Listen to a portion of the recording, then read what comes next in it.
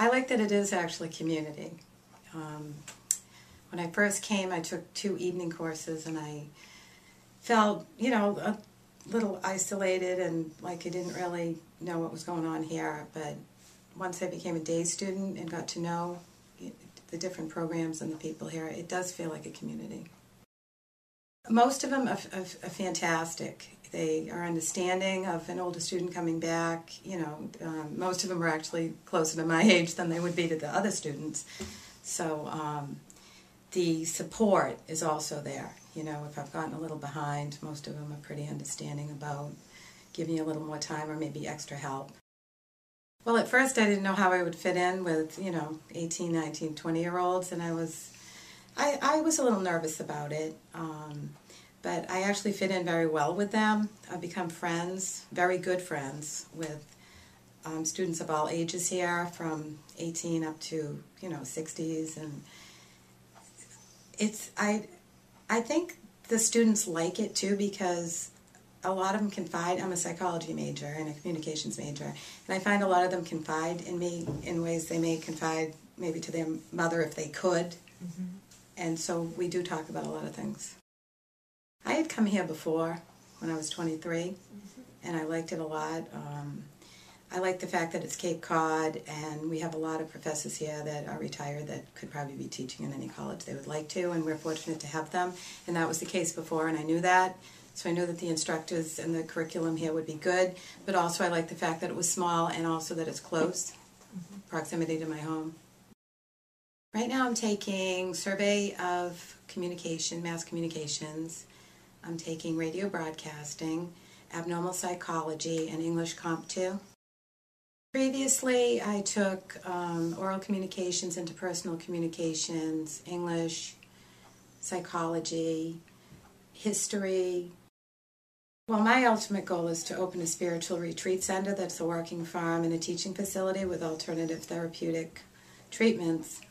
And initially I was going to study primarily psychology, but my first communications course was oral communications, and I loved it so much and saw the value in an administrator, that's what I would be, in being a better communicator. So I've taken as many communication courses as I can as well.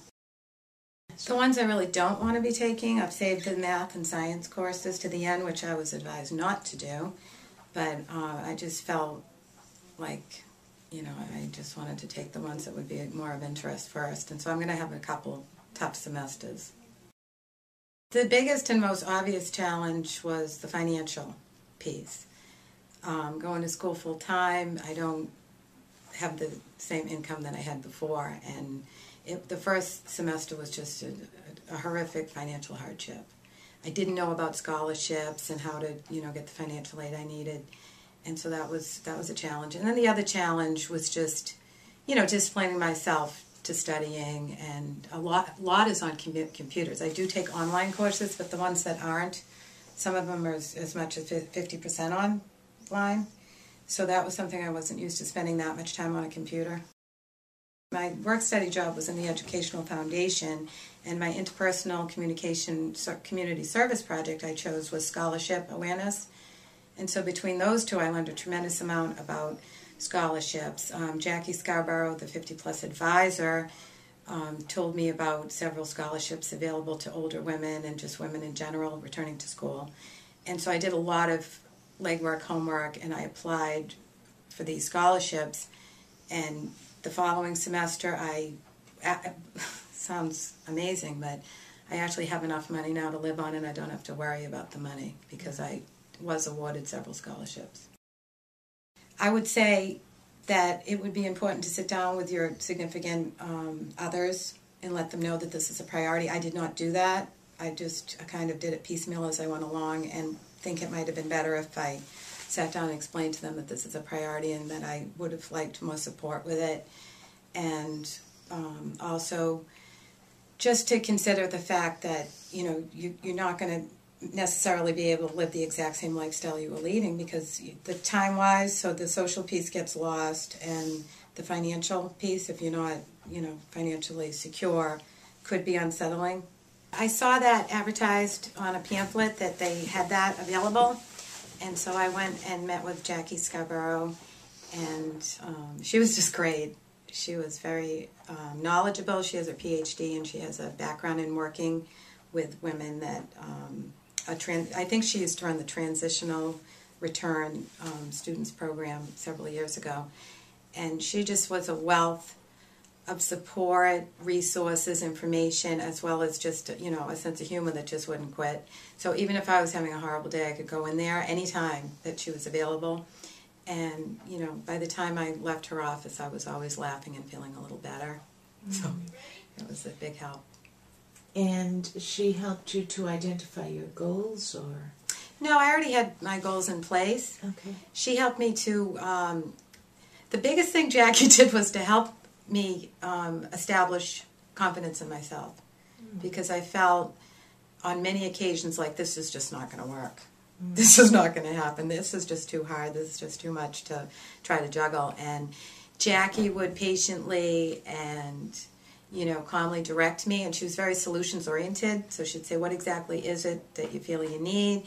And she would always have some sort of a suggestion about that. In other words, be able to steer me to someone here at the college, or else with her own personal resources, she would say, well, you know, this organization could help with the scholarship dollars, and so on and so forth. And I feel like she's a friend, you know, more than just, you know, an advisor.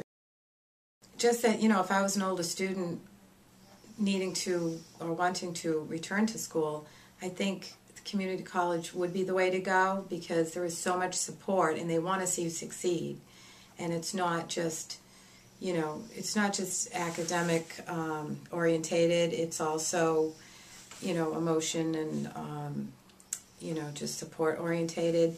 Not to say other bigger colleges are not to say that, but we just have so many resources here. And, you know, you can talk to the president, the vice president, you can talk to the deans, pretty much any time you need to. You call them and you make an appointment, and I've never had any problem speaking with anyone. And I think that's important, because if you do have frustration or fears, or, you know, you're just nervous about the whole thing, I think it would be disconcerting for people to have to maybe wait a few weeks to get an appointment or to get the support they need. And around here, you don't wait. They don't keep you waiting.